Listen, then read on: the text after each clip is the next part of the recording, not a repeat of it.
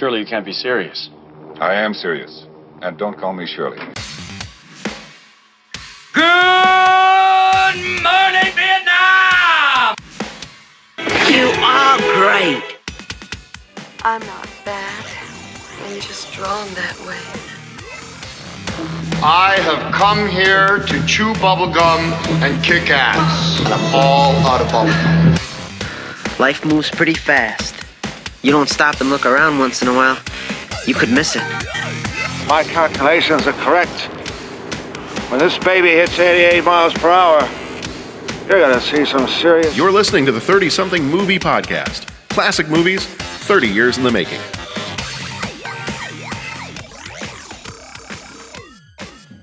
It's the 30-something Movie Podcast. I am your host, John Reed, and we are coming at you again one more time with a movie from 1988.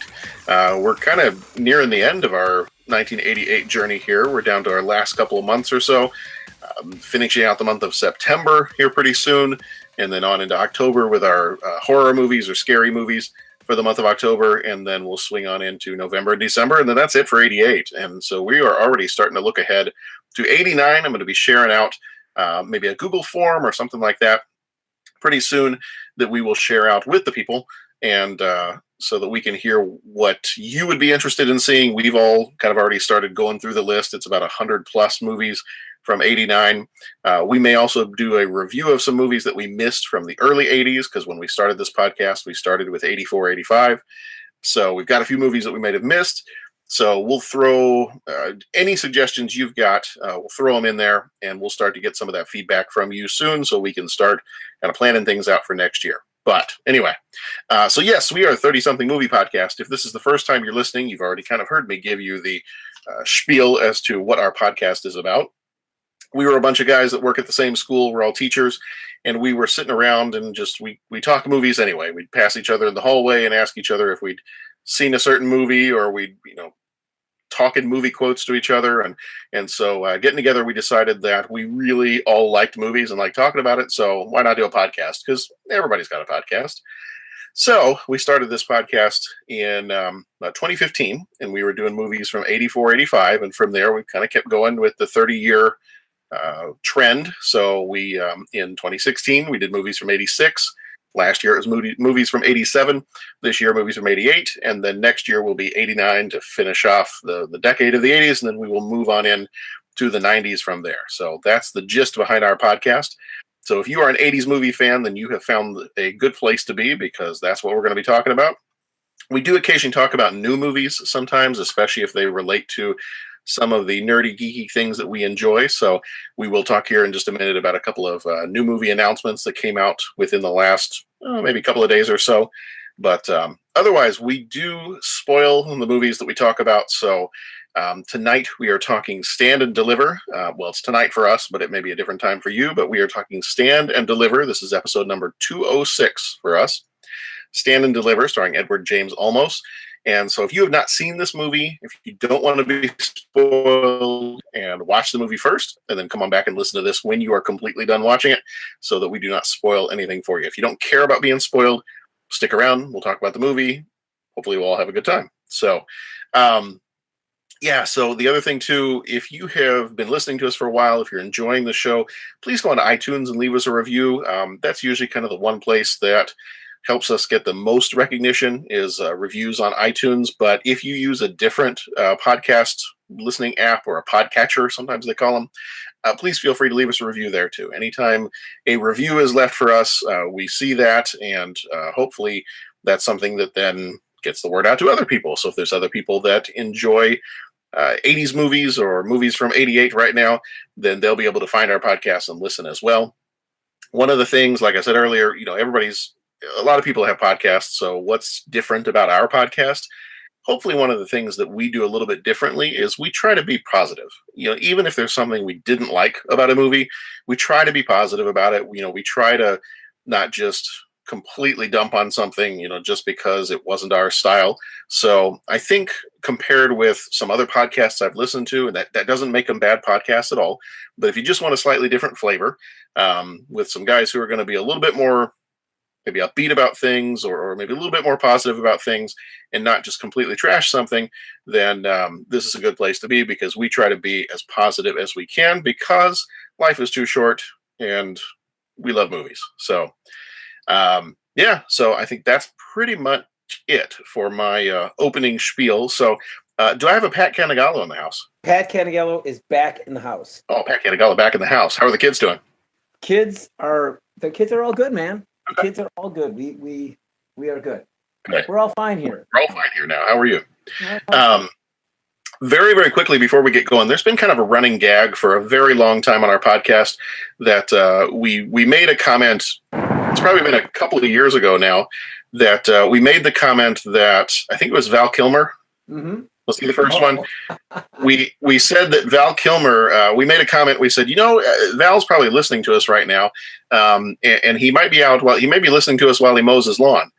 And so then, I don't know what people. Well, he's probably just out there like mowing his lawn or something. Yeah. Well, right, and I mean, I listen to podcasts when I mow the lawn sometimes. So that was kind of our running gag that people listen to our podcast when they mow the lawn. So we'd make that comment for other celebrity type people, and just tell them, be careful mowing the lawn. Don't run over your own foot, things like that. We keep the gag running. But what we found out was that's pretty much true to life, that people listen to our podcast while mowing the lawn. Pat, do you have a story about that? I do actually. I was listening to the the one with okay, I'm totally drawing the blank, and I can't remember the movie now. But the Winnie the Pooh one. The Christopher Robin one. Christopher Robin. Yeah. I think I described that when I was trying to tell you the story originally. I think I said, what was that movie with Obi-Wan Kenobi and the bear or whatever it was? But so the Christopher Robin movie, and I was listening to that, and I think that came up about Val Kilmer mowing his lawn and whatever. And I was like mowing the lawn, and all of a sudden it occurred to me, like I was laughing at that gag, and then it occurred to me that I was doing it while I was mowing my lawn. And it was like, oh shoot. And then it occurred to me that I've listened to most of our podcasts during the summer. I listen to while I'm mowing the lawn. And there you go. Yeah, that the gag, it's true, John, because I swear I've listened to at least 7 or 8 of our podcasts while mowing the lawn, or weeding the lawn, or doing whatever the heck it is. So yeah, that's true to life. So basically, you're just one more of our celebrities. I'd be careful how you use that word. I don't know if I'm quite there yet, but I'm just the guy that mows his lawn. Well, listen. There you go. That's fine. All right. Well, I think it's just going to be me and Pat tonight. So the rest of the guys were not able to make it this evening. As I mentioned earlier, usually it's a group of us.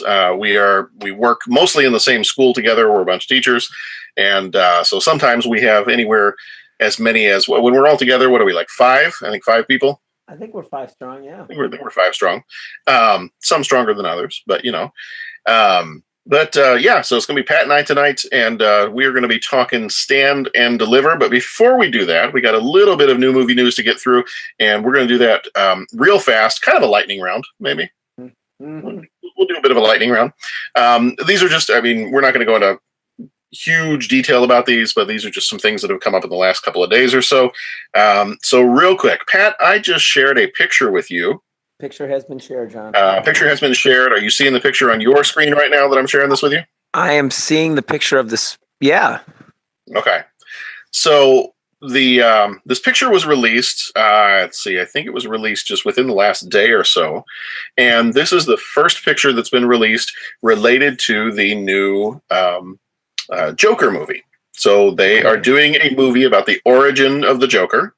And my understanding is it is not going to be tied to any of the DC movies that have been made so far. So this is not meant to be Heath Ledger's Joker. This is not meant to be tied into the Suicide Squad universe, the DC stuff, up to this point. Not meant to be that. So this is just meant to be a movie on how the Joker became the Joker. So, all right. So a picture has been released, and it is a picture of Joaquin Phoenix as the character of, I believe his first name is Arthur. I believe the character's name is going to be Arthur Fleck. Okay. I think is his name, if I remember that right. Yeah. So this the director Todd Phillips, he put this out on, I believe, Instagram, and the character's name is supposed to be Arthur Fleck, and he is just kind of the basics of it is he's kind of a either washed up or failed comedian, and eventually he will become the Joker. And this is the movie that explains how that happens. So you've seen the picture, Pat. How do you feel about the whole idea of this movie and the picture you just saw? Well, the first time when I first saw the picture, I was like, oh, wow, Joaquin Phoenix is, I think I said Joaquin. Joaquin Phoenix is, he's older than I remember. Then it's like, I think the last time I really saw him do anything was maybe Gladiator or something. Yeah. Well, no, that's not true. I've seen other things. He was in the Johnny Cash movie. Yeah, I was going to say Walk the Line, Yeah. Ladder 93, and then Sign. Yeah. He was in all of those. And I liked all those roles. So the Gladiator thing, that's not quite true. Anyways, my point is I saw it and I was like, oh, well, that's interesting. And then it hit me that it's like, oh, I bet you. And I kind of pieced what you said together. I'm like, if they do an origin story, I bet this is supposed to be kind of the down on his luck guy that, well, and we kind of discussed it in that, when we did the Batman comics, it wasn't Year One, it was Death in the Family and The Killing Joke. The Killing Joke. And I think in The Killing Joke, they kind of show it. So, yeah, just by the look of it, I think he could, I think that could be a cool look for the origin of the Joker. Yeah, when this initially came out, I commented on Twitter and I said, you know what, this is not a movie. Ever since hearing about this movie, and I think originally they had talked about Martin Scorsese directing it, but ever since they kind of announced that this movie was possibly happening, I can't say that I'm like crazy excited about it. This is not one of those movies where I went nuts and I was like, oh, the trailer's coming out and it's going to be amazing, and I was just kind of like, okay. And seeing this picture come out, same thing. It's not. It doesn't whip me into a nerd frenzy. Mm-hmm. But at the same time, I'm not hating on it. So I'm kind of seeing people online run the gamut from, oh, this is amazing, it's going to be the greatest thing ever, it'll be the best DC movie ever, it's going to blow all the Marvel movies out of the water, to people being like, nope, never, no thank you, it's going to be dumb. And I'm kind of in the middle of all that. Like, I'll be curious to see where it goes. I don't, this is not one of those movies that if you sat me down and you said, hey, you get to decide the next 5 DC movies, what are they going to be about? Right. Origin of the Joker would not be one that I would have picked. Right, yeah. So, and I think, it's just from his look and kind of the general vibe of what this movie sounds like it's going to be, is it does sound like it may be running kind of similar to that Killing Joke, which, I don't know, as long as I take that story as this is just one person's interpretation, then I'm okay with it. I don't really want to know who the Joker is. I don't want to know how he got to be who he is. I want that to be mysterious. That was one of the things I liked about the Heath Ledger Joker character, was every time he asked somebody, you want to know how I got these scars? It was always a completely different story. Yeah. And I liked that about that, because I don't even know if he knows how he got those scars. It's at some point and just like, well, maybe he doesn't even remember, because he's got all these different stories for it, and they're all completely different from each other. And so I think that's more kind of my speed on things. So I'm not down on this movie, but I'm also not. It's not one of those that I'm like, oh, I gotta, my butt's going to be in the seat the day this movie comes out. I'm just not there. Maybe if I see something, maybe when a trailer comes out, maybe when we see a little bit more, might be a little bit more excited about it. But as it stands right now, I'm like, okay, that's cool. Yeah, no, I agree with you. We'll see what they come up with. Yeah. All right. Okay. Well, that was the Joker. Next up on my list of new movie news, lightning round things. I just was going to mention this one because I don't care what anybody says. I like the original movie. I've read the comics. I like the comics. There was a new thing out about how they're still working on trying to make a new Red Sonja movie. Okay. I know Jeff's favorite movie ever, but so supposedly the X-Men and Superman Returns director Bryan Singer may possibly direct the Red Sonja movie. So that was the news that came out within the last day or so. So I don't really have anything else beyond that, just to say that was news that was released, but I liked it. And I like the comic books too. So I've always kind of, since being a kid, I've always been a fan of the Red Sonja movie, the Conan movies, Beastmaster, a lot of that different stuff. And Krull, some of those, the like sword and sorcery kind of movies. We did several of those, I think, a couple of years ago on the podcast. And I always liked those as a kid. So anytime one of these movies wants to come back, I've read the Red Sonja comics and like those. And so I'm on board. I'll see it. And then the last thing I got was kind of the biggest thing that came out today. And I think a lot of people thought this was happening today. And then I think I was just in so many meetings this morning that I was not even plugged into anything. And all of a sudden I'm getting a text message from Jeff, one of our other hosts, text message, thinking all capital letters, guys, Captain Marvel trailer, go watch it now.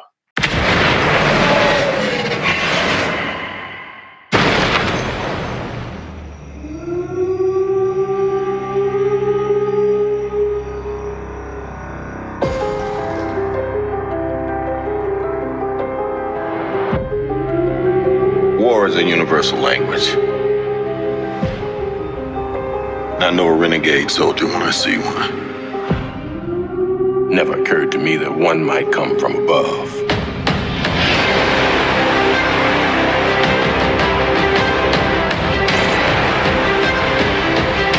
Space invasion, big car chase. Truth be told, I was ready to hang it up till I met you today. So you're not from around here? It's hard to explain.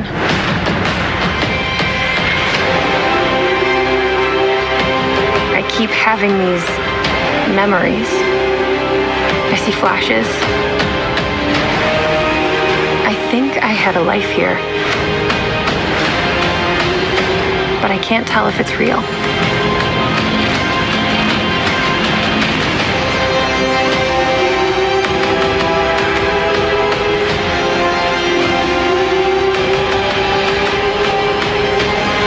We have no idea what threats are out there. We can't do this alone. We need you.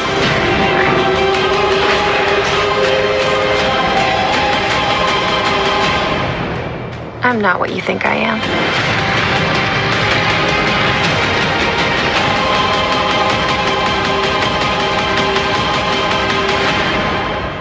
Captain Marvel trailer came out today, as of the time of this recording came out. And did you get a chance to see it yet? I did. I watched it. I had a couple minutes between classes, and so I fired it up pretty quick. So yeah, got a chance to watch it.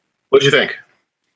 Well, it looks cool. I mean, it's like I don't think there's really anything Marvel is showing us that like doesn't look cool. We kind of made the warning for spoilers. Yeah. So I don't know if you can spoil a trailer, but the one thing I'm left with is this sort of like she's from an alternative dimension, kind of like the multiverse thing that you hear about in the DC world, where like Supergirl will visit Flash, but when she does, she's coming from a different, universe, because they seem to explore that kind of angle. So that's the only piece that I'm kind of like, I wonder how they're going to write that in. But other than that, man, loving it. Yeah, I never really read the Captain Marvel comics. I was always more of a DC guy than a Marvel fan. So I don't know a huge amount of the backstory of the character. My guess is, I think the way it all kind of worked out was that she was born on Earth, and that somehow at some point in time, I don't know if she ended up in space. I always thought that there was some kind of like some kind of an accident. Most of the Marvel characters, if they don't start with powers, they get their powers through some kind of an accident. I always thought that there was some kind of an accident where she was, somehow teamed up with somebody who was a either like a superhero or an alien or something like that. This movie is going to introduce. You kind of saw him, I think, in one of the scenes. These kind of alien characters. They're called the Kree, and the Kree show up a lot in some of the Marvel comics. And I think that one of the kind of origin stories of it was that her DNA or something got kind of mixed with this one alien in some kind of an explosion or an accident or something, and that's how she ended up getting her powers. I don't know if the movie's going to follow that same thing. My understanding is that she's supposed to be like crazy powerful. So, spoiler alert for Infinity War if you haven't seen that yet. But at the end of Infinity War, you do see that just before Nick Fury disappears, he's got that pager and he hits the button real quick, and you see Captain Marvel's logo, the symbol, show up on the pager just before the movie ends. So my guess is that we're going to get her backstory in this movie, and then we're going to jump forward the next time we have the next Avengers movie, that she's going to be a part of fixing some of the stuff that happened in Infinity War. But I don't know that I could necessarily tell you what her powers are or any of that stuff, because I really have not read a lot of the Captain Marvel comics, so I'm kind of in the dark when it comes to that stuff. Yeah, I'm definitely at a loss with that. Other than it looks like an intriguing character. It should be fun. It should be fun. Well, and that was kind of my reaction to the trailer too. I was like, you know what, that's cool, and now I'll go see that movie. It looks like a fun movie. It looks to me kind of like a and not just necessarily saying this because it's another woman, like centric movie, female superhero character, but it very much had the kind of Wonder Woman vibe to it. I think it's like the first time you saw the Wonder Woman trailer, but I think maybe because I'm more of a DC fan, I think I was more excited for Wonder Woman than I am for this movie, because I really just don't know this character as well as I know Wonder Woman. Right. So it looks cool. I'll be there to see it. I'll be curious to see how this ties in. Now, supposedly this movie is going to take place in the 90s. Okay. So I'll be curious to see if stuff's going to happen on Earth, how do they cover up the fact that there are superheroes in the 90s, and then we're not supposed to see any other superheroes until about 2008, I think is when the first Iron Man came out. So I'll be curious to see how they end up doing that, because I know they've got some of the other, like Ant-Man, jumped back in time a little bit, and some of the others have kind of jumped around. So this one I think is supposed to take place in the 90s, is what I remember hearing. All right, a noble decade. Yeah, you got the shot of the Blockbuster video in that opening scene. That was awesome. So way to establish the time period without really without having the words 1990 whatever on the screen. I was going to say, yeah. It was a Blockbuster, and it still looked like it was in business. So it's definitely the 90s. Exactly, and that of all the visuals in that one definitely pulled at the heartstrings. I was like, oh wow, Blockbuster, cool. Yeah. All right. Well, I think that's all I got for new movie stuff. So this episode, we are talking the 1988 movie Stand and Deliver. It came out on the 11th of March, 1988. It was rated PG with a runtime of 1 hour and 43 minutes. Directed by Ramon Menendez, who also did Tales from the Crypt and Money for Nothing. Produced by Tom Muska, who did Money for Nothing. Writers were Ramon Menendez, who did Tortilla Soup and Money for Nothing. Tom Muska, who did Money for Nothing and Tortilla Soup. Cinematography done by Tom Richmond, who did Nick and Nora's Infinite Playlist. Music by Craig Safin, who did The Last Starfighter and Cheers. Budget for this one was $1.6 million. The box office was $13.9 million. Edward James Olmos played Jaime Escalante. He was in Blade Runner, the newer Battlestar Galactica, and Selena. Estelle Harris played Estelle the Secretary. She was in the Toy Story movies and Seinfeld. Mark Phelan played the cop in The Office. He was in Sea of Love and Another 48 Hours. Virginia Paris, who died in 2008, played Raquel Ortega. She was in Quantum Leap and The Greatest American Hero. Mark Elliott played Armando Tito Quintana. He was in a movie called Sinner's Prayer. Adelaida Alvarez played her I kid you not, this is her only credit from her only movie. She played Sexy Girl. Well, So if you're going to go home and tell Mom, I was in a movie, my character's name was Sexy Girl. well, there you go. Hey, everyone's got to start somewhere. There you go. Will Gauthier played Pancho. He was in a movie called Dolly Dearest. Patrick Baca played Javier Perales. He was in Halloween Resurrection. Ingrid Oliu played Lupe. She was in Flatliners. Carmen Argenziano played Principal Molina. He was in The Godfather Part 2. Richard Martinez played Heavy Metal Boy. He had no other credits. Mark Everett, who died in 2008, also played Heavy Metal Boy. He was in Pee-wee's Big Adventure. Tide Kearney played Joe Goodell. He was the neighbor of Jaime. He was in Fear and Loathing in Las Vegas.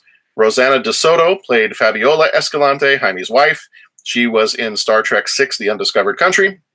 And Bodhi Olmos played Fernando Escalante, his youngest son, and he was also in the newer Battlestar Galactica. Stand and Deliver got if we look on Flick Metrics, that's been the one that we've been kind of using for ratings here lately.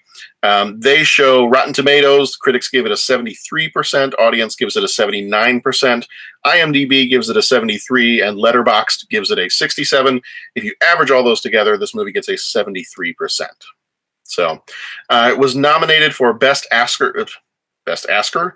That's the best. That should be a new award. The Best Asker. It's a new award. I mean, I hear they're doing new awards now. So, it's a popular movie.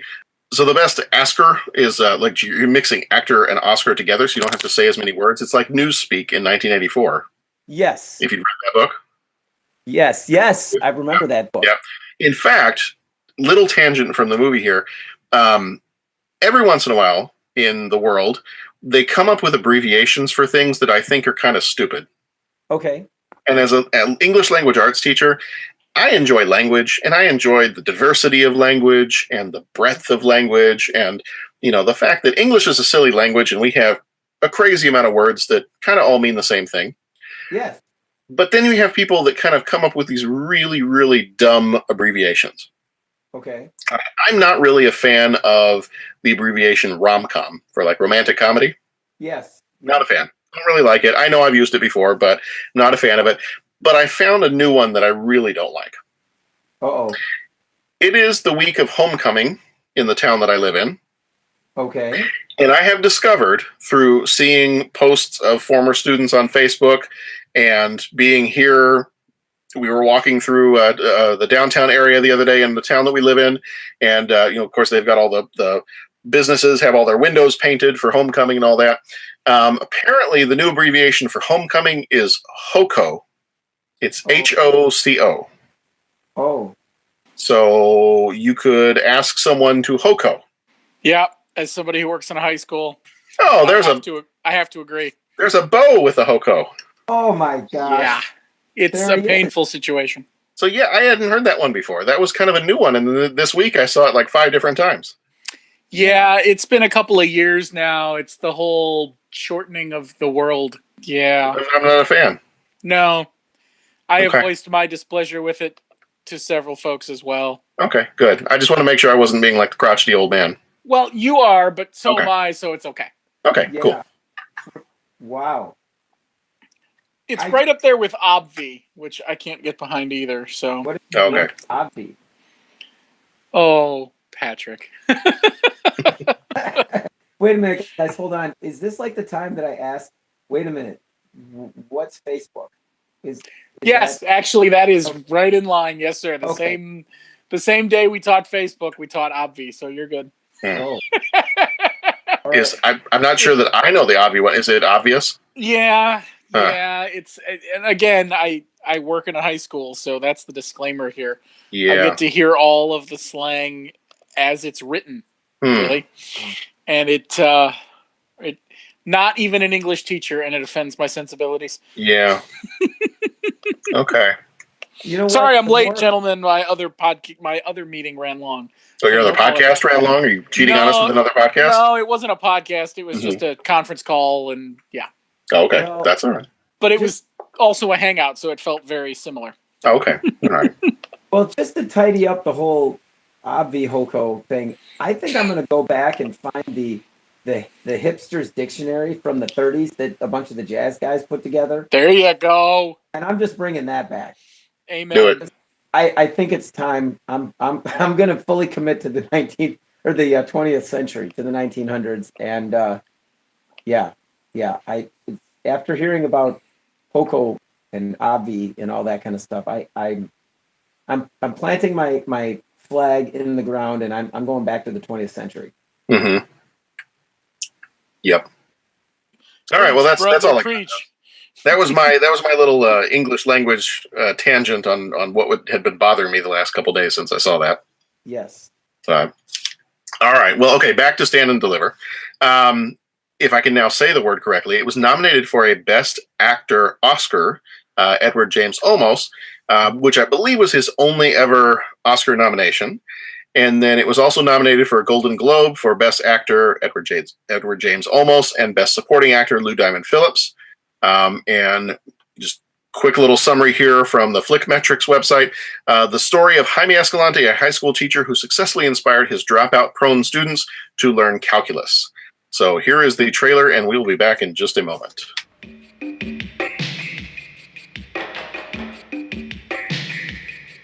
Stay awake as you're waking up. Wake up this morning. How are you? Bring toothpicks. You'll pinch open your eyes. Can we talk about sex? We discuss sex. I have to give sexual homework. I wouldn't do that if I was you.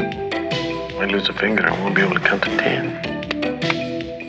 At a tough school, someone had to take a stand, and someone did.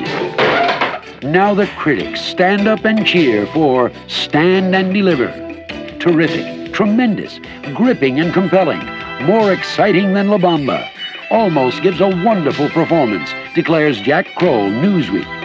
Enormously inspiring and very rewarding. Almost gives the first great performance of the year. Jeffrey Lyons, sneak previews. And Pat Collins, WWOR-TV, says, stand up and cheer for a movie with heart. It's the Rocky of the classroom. Edward James Olmos. Deadhead. Lou Diamond Phillips. Stand and Deliver. All right. Well, the background on this one that I've got is I've only got a couple of things, and then we can just jump right into talking about the movie. Edward James Olmos remained close friends with Jaime Escalante. I guess they worked pretty closely when the movie was being made, because he wanted to try to get as close to the actual person as possible. So apparently he helped him kind of rewrite or ad-lib some of the dialogue, and Jaime would tell him things that, this is exactly how this happens, so this is exactly what I said, and all that stuff. So I guess they were close friends until he died in 2010. And it says here, Olmos even led a campaign to help pay for Escalante's medical bills, a campaign which included cast members from the film and former students of Jaime Escalante as well. And then the last little thing I have here is Jaime Escalante was very impressed by the movie, and he said, quote, that it was 90% truth, 10% drama. Oh. So that's the background stuff that I've got for Stand and Deliver. So let's start with our usual question. Is this the first time you've seen this one? Bo, is this the first time you've seen this one? Definitely not. Okay. Again, back to working in a high school. For the longest time, there was a day that all of our math teachers, for whatever reason, were at the same conference. And so they would hire a couple subs and usher everybody into the auditorium, and we would show this movie for a couple days. I have seen it many, many times. There you go. I saw it actually first in high school, and I believe my math teacher, I think, showed it to us. Maybe when we finished finals, or maybe when we finished the AP test or whatever, but I remember seeing it in high school. And that was the only other time I'd seen it. And then this was the second time that actually sitting down and watching it. I might have thought like, oh, it's on TV, or people referencing Stand and Deliver. It was, I remember that was the math movie. But yeah, so I think I first saw it as a high school math student. Okay. Well, I was always, I was an English teacher, and so I always saw Dead Poet Society, which is basically the English teacher's version of this movie. And I don't know that I ever saw this movie up until, or at least all the way through, up until watching it just within the last few days. My wife has seen this many times. In fact, she knew much more about this movie than I did going into it. And so, yeah, I don't know that I had ever actually sat down and watched the entire thing from beginning to end. I knew several of the different clips. In my head, funny thing was, in my head, I was getting some of this mixed up with Summer School, which is a very different movie. But same kind of idea, I guess. But obviously this one a much better movie than Summer School. So this is kind of, I guess I would kind of count this as my first time I had seen this one, because I had not actually seen it all the way through. All right, well, cool. So enjoy it. Yeah, no, I liked it. So that was kind of my initial take on it, without diving too deeply into the movie. Was I liked it. It fits within that same realm of movie as A Dead Poet Society. The comedy route, going the comedy route a little bit more of like a Summer School or something like that. But fitting in with like Dangerous Minds and the Freedom Writers, and any of these times you see these movies that, like, these are the movies that are going to inspire people to go be teachers. This fits right in there with the rest of all those movies. And I don't know, not that I'm asking us to rank this movie compared to those others. I still think, especially because I was and still consider myself an English teacher, Dead Poet Society, and especially with Robin Williams, that's always going to be kind of top spot for me. But this one, I think, is a very close second, probably, when I take into consideration all those type of movies where it's the teacher inspiring the students to, go beyond their comfort zone or to do the impossible or something like that. I think this one probably a very close second, even though I don't understand any of the math that is talked about in this movie. Yeah. Yeah, calculus was sort of where I lost it math-wise in high school. So once they started really talking math, it was a problem. I don't think I ever even took calculus. Oh, I tried. Did you? Yeah. No, I think I had some bad experiences with math teachers. I had a bad experience with a math teacher junior year of high school.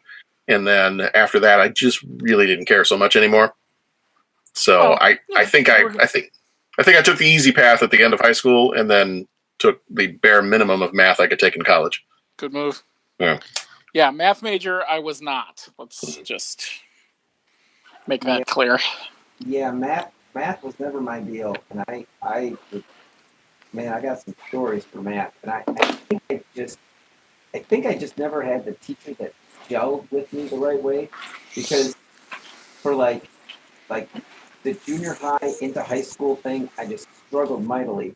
And then finally, my senior year, I had a teacher that her style really matched with the way I needed to learn. And I mean, it worked. But the problem was there's just this gap from like 7th grade till my senior year in high school where I don't remember anything, because all I did was just live a life of confusion. And then by the time I was a senior, it was like, okay, I got through the class, but it was kind of like the bridge to nowhere. It's like, I don't know how I got here, and I don't know where I'm going, but you know what I'm saying? So I don't recall any of it. But I guess I'll get to live it through Dominic and Daniela, and that'll be exciting. Well, yeah, that's always fun when the kids have math homework and they are at a much younger grade level than I currently am. And I look at the math homework and I go, okay, well, it's been a while, so give Daddy a minute and let Daddy Google some things. I was going to say, and Dad goes to Google, because at that point. Right. Well, and I felt bad, because I'm like, there are certain things that are just basics that you should absolutely remember.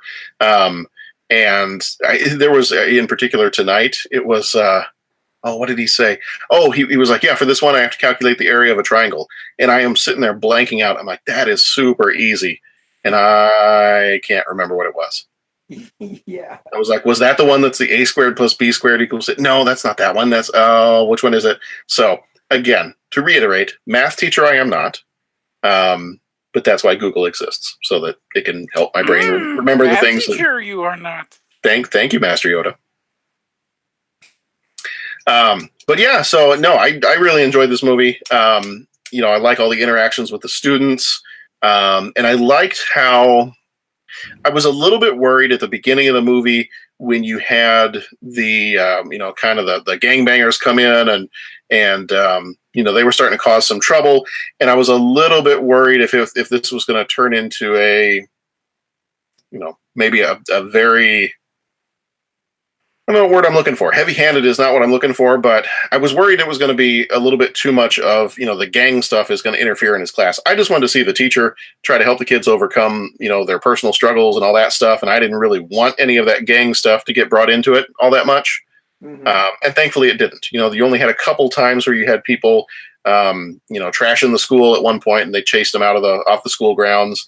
Right. And it was kind of always in the background. It was, the one character, he didn't want to seem too smart because if he seemed too smart, then, as an angel, if he seemed too smart, then the other guys would pick on him. And so I like the fact that all that stuff was just kind of simmering in the background, but it never really came up to the front. And I didn't want that for this movie. The way the movie started off, I was just kind of happy and comfortable where it was. And you knew it was a fact of the world in this movie, but it didn't come to the forefront, and I was totally fine with that.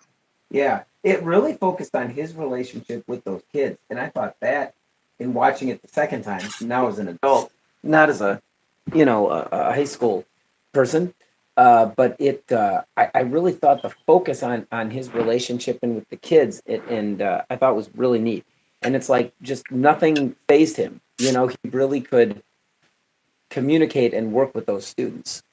Whether it was time to tease them or whether it was time to empathize with them or what he was able to relate to his students. I thought. Yeah. There were a couple of times, do you feel like he teased the students too much? There were a couple of times in the movie where it's like, whoa there, maybe back off just a little bit. And I don't know if that's from, Bo, you work in a high school, but we work in a middle school, and I don't know if I was watching some of that and being like, okay, you know what, you can tease a little bit, but you gotta be kind of careful because some kids are kind of sensitive. I don't know if that's more of me having been a middle school teacher and thinking, okay, well, middle school kids can only take a certain level of teasing. I think it's a little of that, but I think a lot of it is time and location. Mm-hmm. I think you'll find that back in the day, if you will, maybe there was a little more sarcasm and I don't want to say bullying, but, more of a cavalier attitude towards that sort of thing. I also think possibly, being in, how did they characterize it? The barrio. Mm-hmm. Might have a little to do with it too. I think location and time played into a lot of that. John, if you don't mind me asking, which parts did you recall offhand? Which parts got you? It just the times where he's doing where he's kind of teasing the kids in between working on the math problems with them, and he's just kind of joking around with them. And there were just a couple of times where, if a kid would, and you knew that for the most part he was teasing, but there were just times where I almost felt like, yikes, you might be taking that teasing just a little bit too far. Just in some of the ways, like when some of the kids would show up late, or, some of the kids would have an excuse for doing this, or, and yeah, I used to do the same thing. Like if a kid showed up late to my class, or, if they did something that was kind of dumb or whatever it might be, I would tease them about it. But I just felt like, and I don't know if I can pick out any one in particular after having only seen the movie really once. But there were just a couple of times where it felt like, it felt a little bit like he moved from teasing into bullying. Okay. And that one scene in particular where the one girl actually left the classroom, she's like, nope, I'm out. And she left and he kind of ran after her.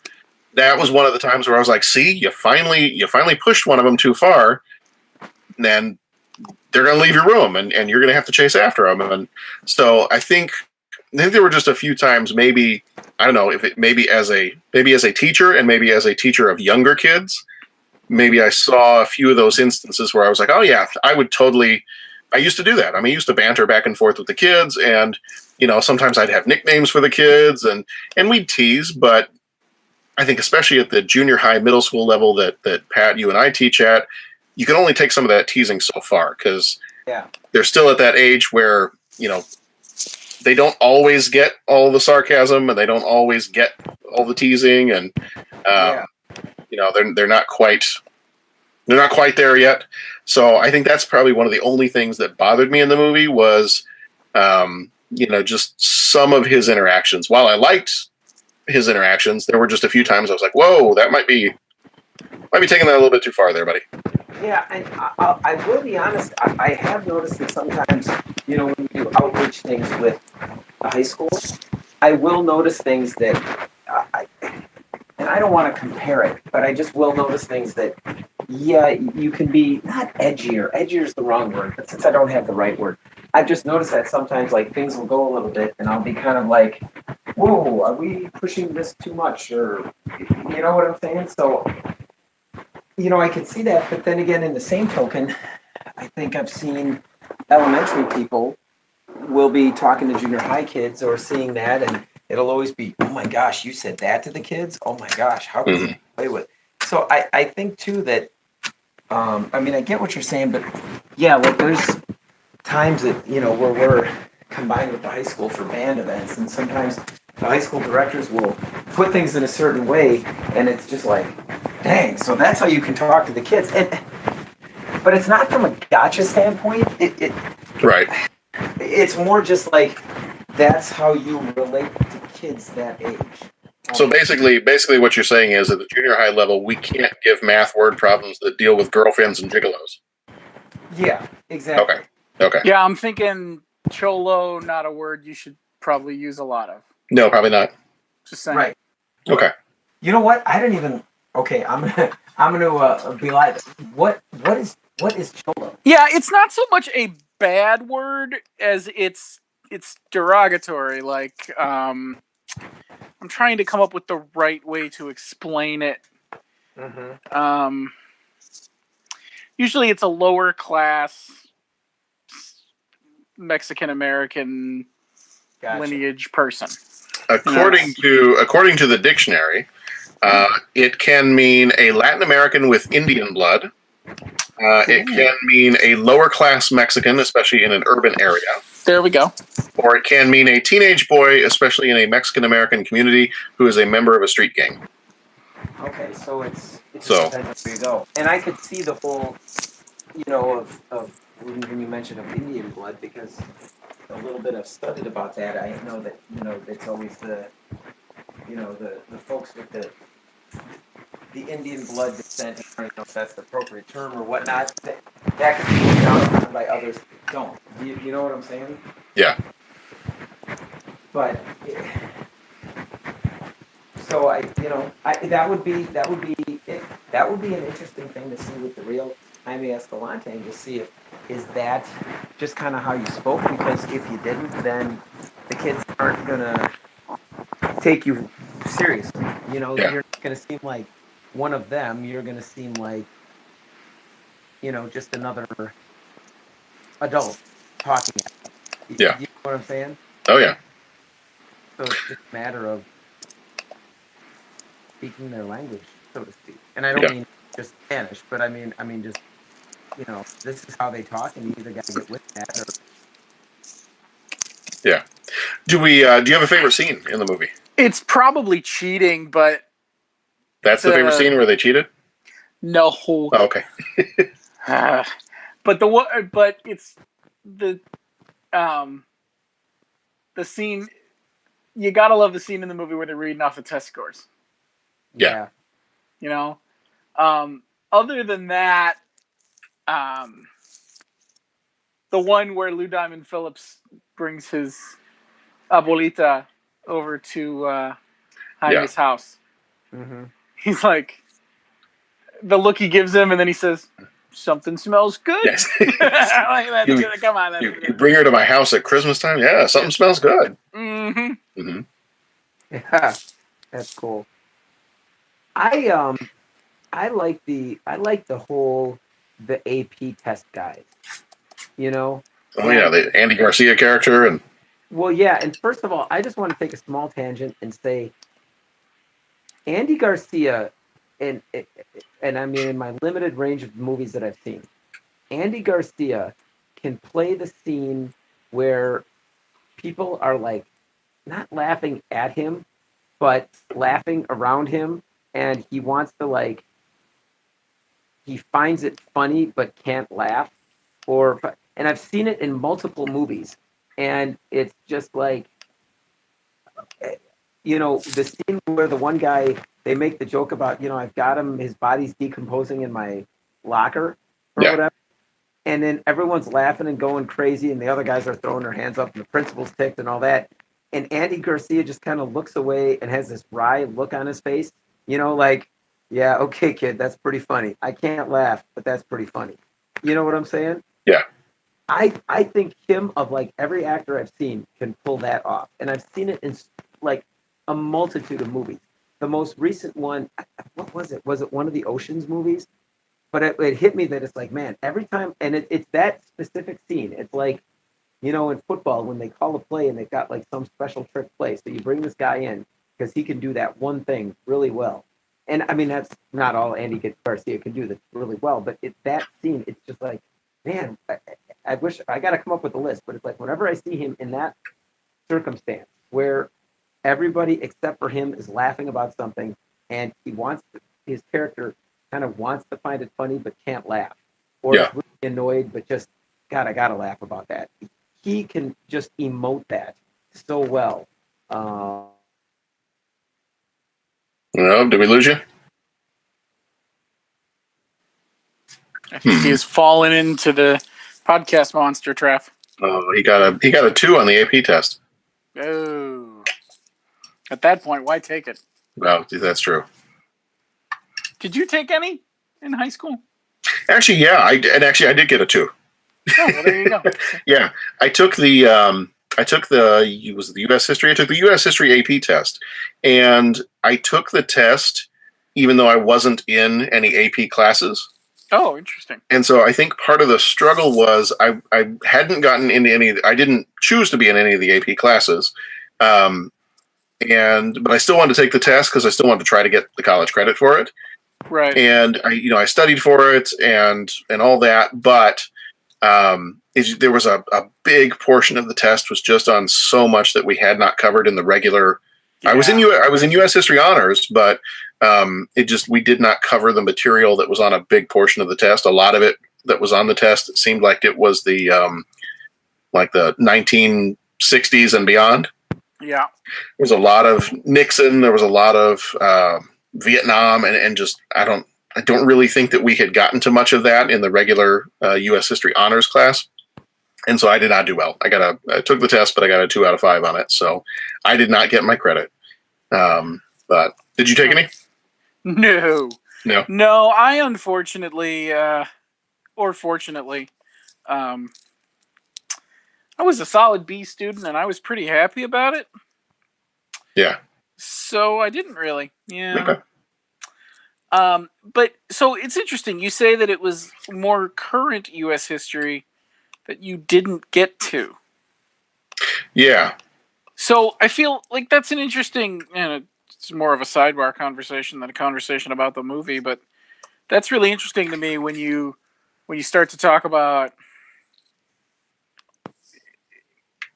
how much can you cover in a year and how do you handle all that. Like, it seems like that's the stuff maybe we need to learn.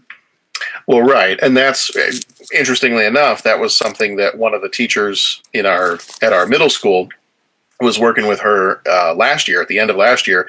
And she was like, you know what, there's just so much. We almost have to like just speed through things at the end of the year because we can never get up to current day. Like we have to we spend the entire year, and we could maybe, if we really push it, we can get up to Vietnam, and every once in a while they can get up to like the early 80s, but never really much beyond that.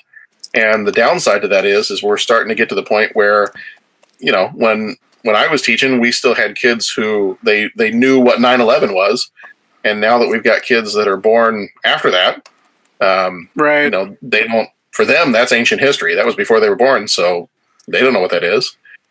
So one of the things we actually tried to do, I was working with her, and what we were trying to do was to. I had heard of this a few other times, and I thought that would be an interesting way to, even do my own classes back when I was teaching history, was to teach the history backwards. Mm-hmm. And so start with present day and then start to go backwards through history to see, well, how did we get to the point that we're at now? Like, how did you get to these different things that are important to us today? What happened before now to cause this? And you kind of then move backwards through time to see what caused it. So that, to me, I always thought that would be a good way to do it. But obviously when we were in high school, that's not how they taught it. So, right. But yeah. Pat, did we get you back? Yeah, I don't know what the heck happened there. I think when it started to phase out, we were talking favorite scenes. Did I get chopped off in the middle of that? You were talking about your favorite scene. Okay. And then I don't remember what we were talking about after that. But then we started talking about AP tests. Gotcha. It's evolved into a conversation about AP tests, which... Gotcha. Yeah. Well, it just, and I mean, edit this out if I'm repeating, but basically my favorite scene was when it showed the AP guys and they were just like the bad guys, and they were suspect of everybody and everyone was all worried what the AP people thought. And there was the one line where the guy said, look, you're not going to get in trouble. We're not the police, even though it was almost postured like that. And it's always, it's just kind of like now when you look at it, it's the standardized test people. And it's like, right. Well, no, they're from a business that's done a really good sales job, and the power they have is the power we give them. I mean, it's sort of like, anyways. So that part, just seeing it kind of come full circle in recent time has just kind of cracked me up. So sorry about that. It took 20 minutes for me to get my favorite scene out. So no. Did you ever take any AP tests? Oh, I took a few. Did you? Did you pass them? A few. Well, some of them, yeah. I like. Oh, check out the big brain on Pat. Thank you. I always took. Dude, there's no way answer this question without me seeming pompous. I apologize, but I will was try always not to hold it against you. Don't worry. Okay, I always was into history. And there was for the vast majority of my life, I planned to go into history and major in history. And that was the course that I was on. And when I got to high school, I could take, I was always into social studies in junior high. So when I got to high school, I was like, oh, wow, I can take history courses. This is exciting. And I remember that I took AP Euro history. And I started that, and I really enjoyed it, and I loved the teachers that I had and everything. So I took I started with AP Euro, but then I took all the history and social science kind of classes. I took all those AP, and that was exactly where I needed to be. The ironic thing was that as much as I felt like I was just pushing the limits in history, was the complete opposite was happening in math, where I didn't take the AP classes or anything, but I just struggled mightily. And so, it was I took AP classes. I think my senior year I took an AP math class, but again, I don't remember what I learned because of the gap, the 6-year gap of just, I don't know what the heck I'm learning before that. You know what I'm saying? Yeah. But I did a bunch of AP history classes, and then I did one English one, but I'm such a terrible writer, and I think I've gotten better now, largely because I just had everyone at the school kind of help proofread my papers and all that kind of stuff. But I mean, I avoided that one because one of the AP classes was more focused on literature and reading, which was right up my alley. But then there was one that was more focused on writing, which to get into a college level course when I struggled just basic putting, solid essays together in coherent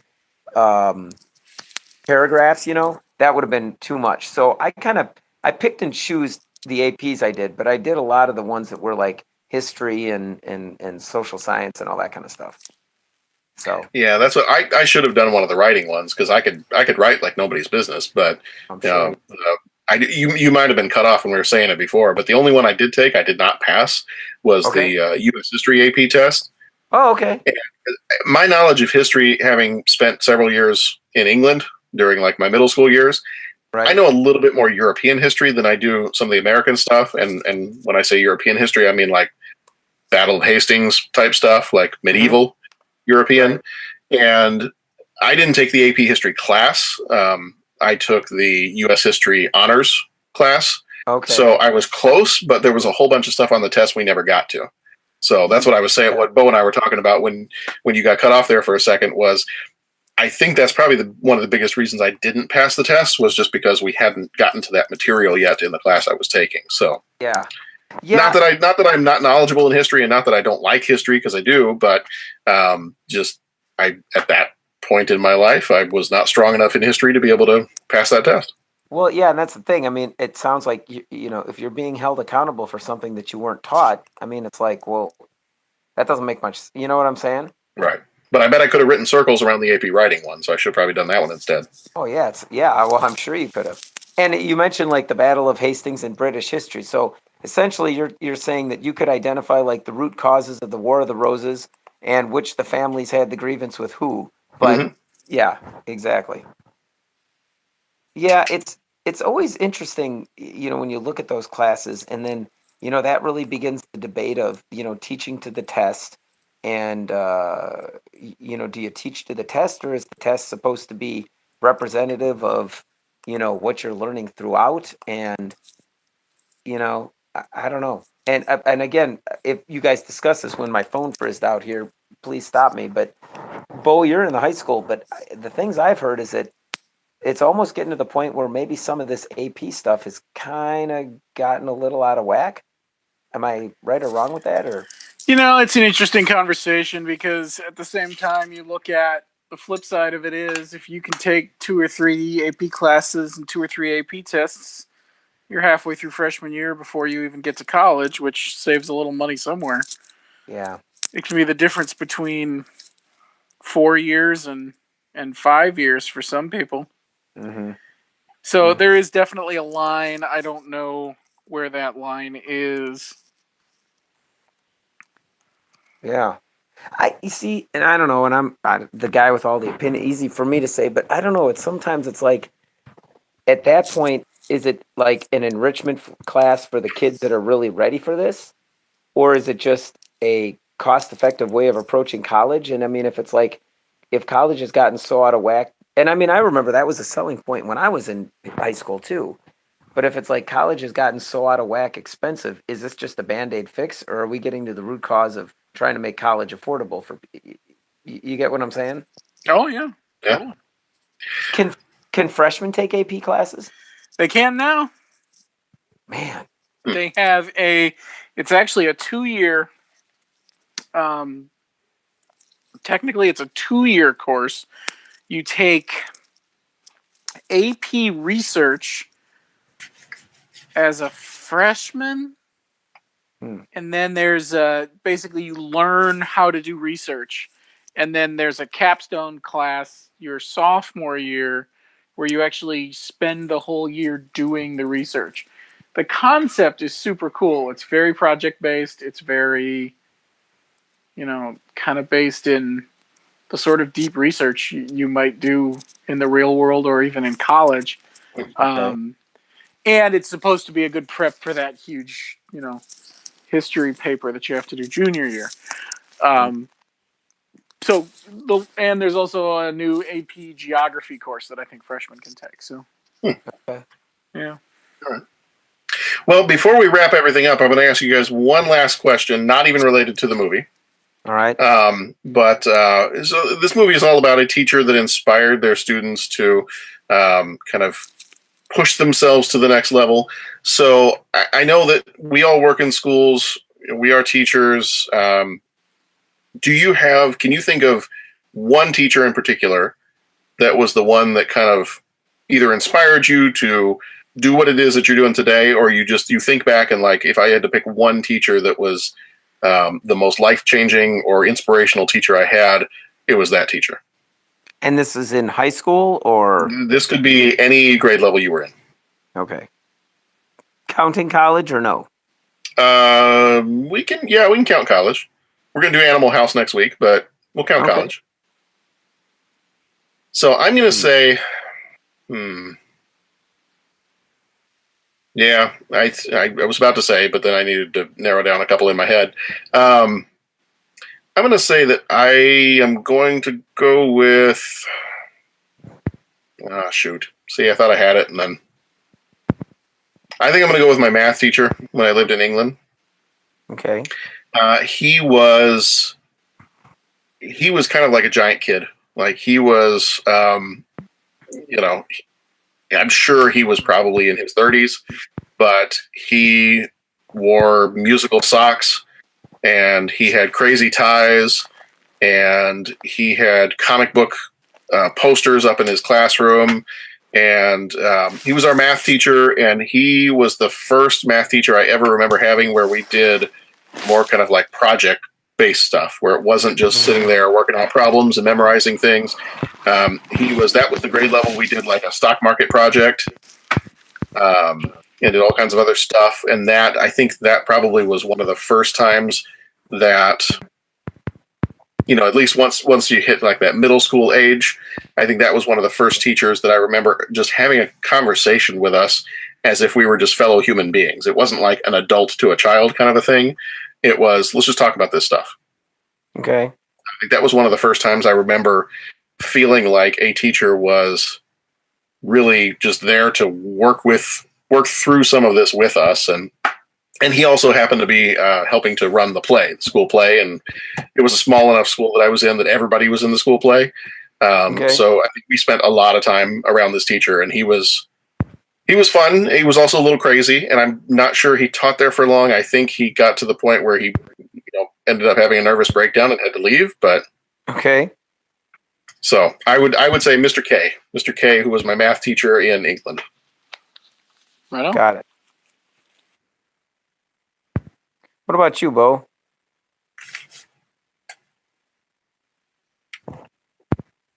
Oh, hello. You there, Bo? Oh, did we lose Bo? We might have. It must be the night of it. Maybe.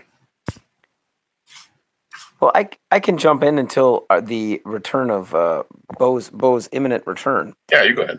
But my answer is, God, I'm going to reject the question. No, I don't know. There's so many teachers kind of inspired you and inspired me in different ways. Well, I know, and that's the problem. I could pick one for like every grade level, and that was exactly. It really could. I'll tell you. I had a history teacher.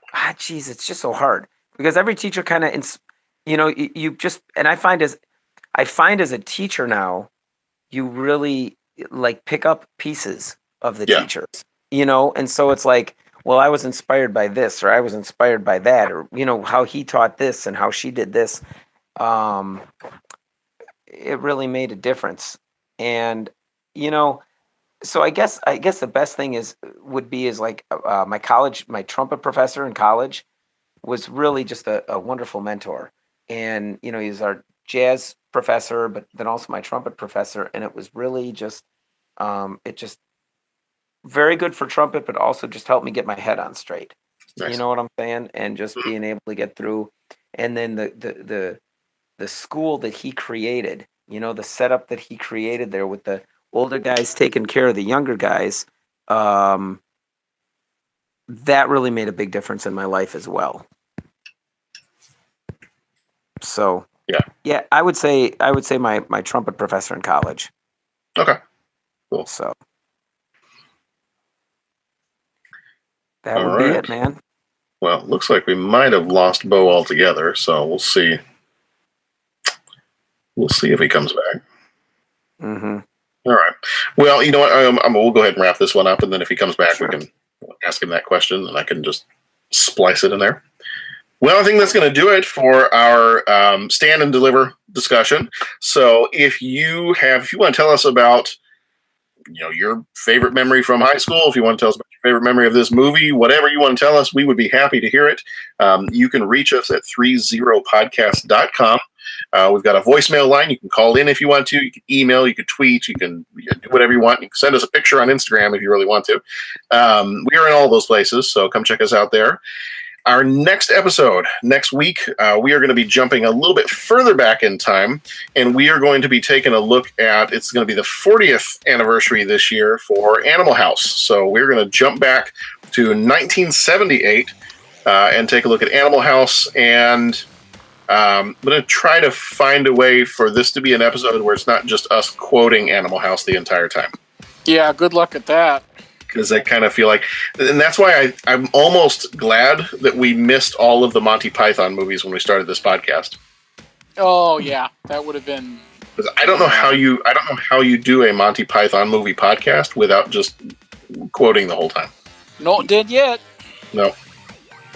So that's coming up next week. I flipped out there for a little bit, guys. No, that's okay. Did you, real quick, a question that we asked, I don't know if you heard the question or not. Did you have a favorite teacher? I had several, but I think if I had to pick my favorite, it had to be Myron Conkle, my high school electronics teacher. Okay. I had him for 3 years, maybe 4. I think it was 4. Can't remember. It doesn't matter. But he's just an amazing man, and I still, once in a while, run into him, and it's just very cool. He was one of those guys he was a second career teacher, and he had worked for NASA previously, and he was just a really cool dude. Nice. Yeah. I remember him vaguely. I never took any classes or did anything with him as the teacher, but I vaguely remember it. It sounds like he was a lot like your Mr. K. Kind of had a fun approach to education. Yeah, a little crazy, a little fun. Oh, yeah. Crazy was the word, for sure. All right. So that's going to do it for Stand and Deliver. As I said, we're back here next week with Animal House. I keep almost saying Animal Farm. That's totally different. Different movie. Although this movie did have a cow in it, at least. It did. And some horses, but, so, yes, we'll be back here next time with Animal House. In the meantime, thank you, Bo, and thank you, Pat. Thank you, John. Thank you, John. All right, so be excellent to each other. Go watch some good movies. We will see you back here next time for Animal House. Remember, Ganas. Yes, the Ganas. Do you have the Ganas? I have the Ganas. Good. May the Ganas be with you. And you.